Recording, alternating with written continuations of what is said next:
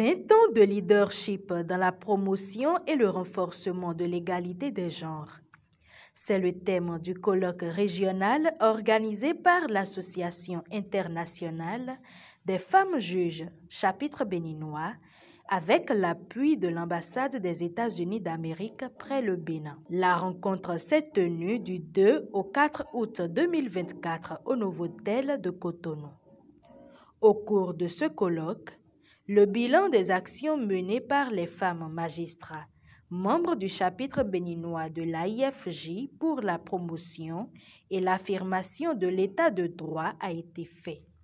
Plusieurs panels de discussion ont été organisés sur différents thèmes. La présidente de l'Institut national de la femme est intervenue en tant que panéliste sur plusieurs thématiques, dont celle des réflexions sur les défis auxquels sont confrontées les femmes mères et leurs enfants en milieu carcéral. Le panel de cet après-midi a porté sur la situation des femmes qui sont en détention. Il y aurait d'abord un plaidoyer pour que la situation, les conditions de vie carcérale des femmes soient améliorées pour répondre à leurs besoins spécifiques, notamment en tant que femmes enceintes, en tant que maman allaitante, en tant que maman accompagnée d'un enfant mineur, et également aux besoins spécifiques liés à leur santé sexuelle et de la reproduction.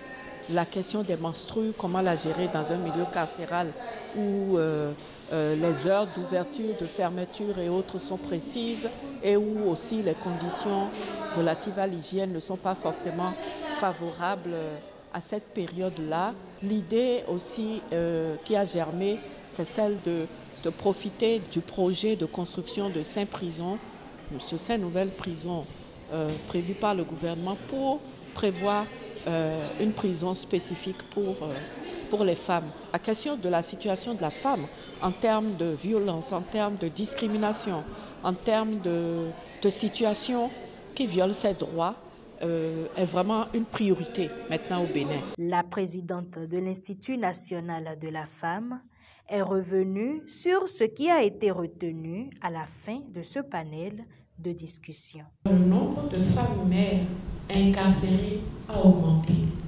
Première caractéristique, il y a une majorité de femmes mères. Ce sont des femmes en fait qui sont pour la plupart célibataires.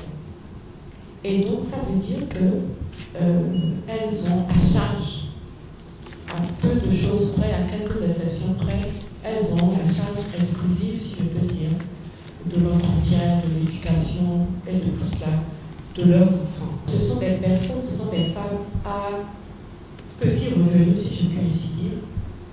Ce sont des femmes aussi qui sont dans un secteur privé de toute protection sociale.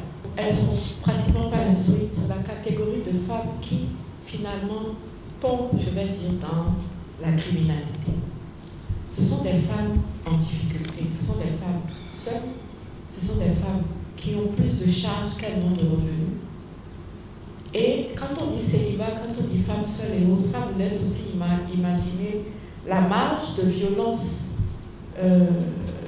sexuelle, de violence psychologique et autres dont elles ont été l'objet. La vision de l'Institut national de la femme, c'est de se poser la question de comment on fait pour qu'il n'y en ait presque plus qui se retrouvent en prison. Je préfère éviter qu'elles viennent en prison que d'améliorer leurs conditions en prison. Pendant que quelqu'un améliore leurs conditions, moi je voudrais travailler à ce qu'on réfléchisse, on cible les causes qui amènent les femmes à verser dans la criminalité et qu'on travaille dessus pour qu'on ait de moins en moins de femmes et de femmes mères qui se retrouvent en prison. J'ai aussi regardé quelles sont les catégories d'infractions pour lesquelles elles sont emprisonnées. Il y a pour 14% d'abus de confiance, 11,6% d'escroquerie. Du côté du vol, j'ai vu que c'était seulement 4,7%. Je suis allée aussi du côté des coups et blessures volontaires. J'ai vu que c'était 9,3%. En réfléchissant, je me suis dit, ce n'est pas des voleuses.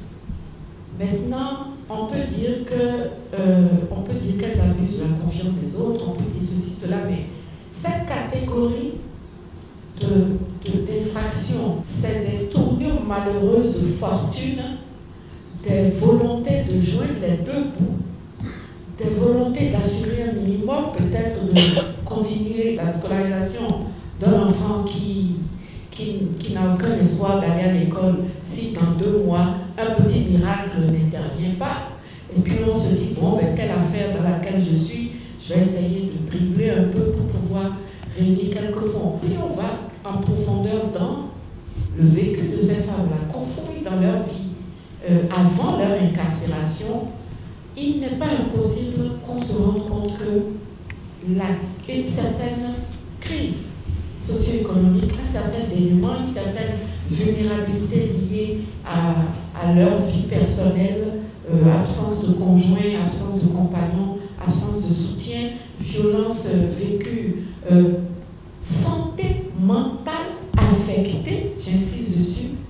Moi, c'est sur ce volet-là que je souhaiterais aussi que nos réflexions aillent. Parce qu'on sait aussi que l'oisiveté est mère de tous les vices.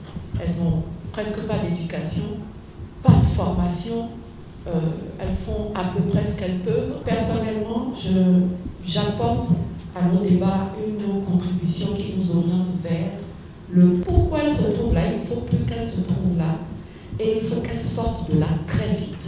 Qu'on s'assure que dans ce milieu carcéral, elles ne subissent pas de violences sexuelles. Ça, c'est extrêmement important. Les défis les ont suivis en prison en réalité. Parce que je suis sûre que la question de santé mentale, la question elles ne sont pas informées, elles ne savent pas quels sont leurs droits et autres, la question même de l'hébergement.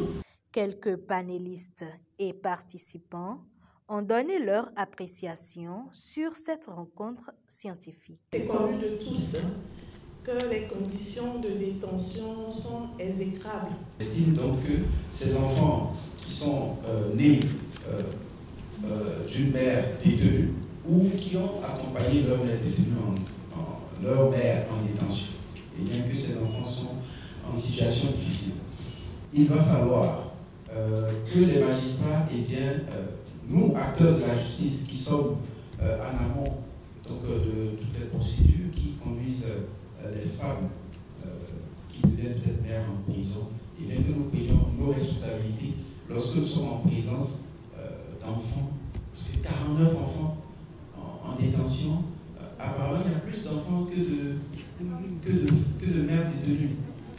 Donc la situation est quand même assez préoccupante.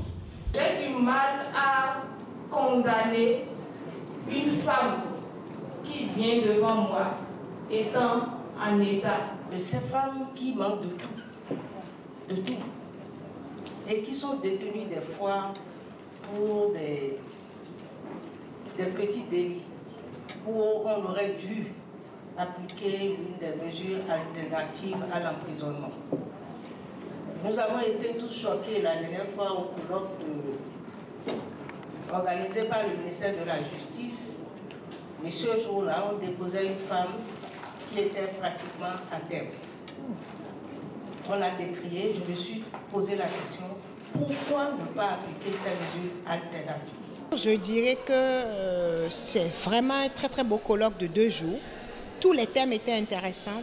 Il faut féliciter les magistrates qui ont mis sur place ce colloque, remercier les magistrates sur le plan international qui sont arrivés, qui ont apporté leur contribution et ça a permis même à moi en tant qu'avocate de comprendre beaucoup de choses. Notons que ce colloque a connu la participation des femmes magistrats de plusieurs pays et bien d'autres professionnels auxiliaires de justice.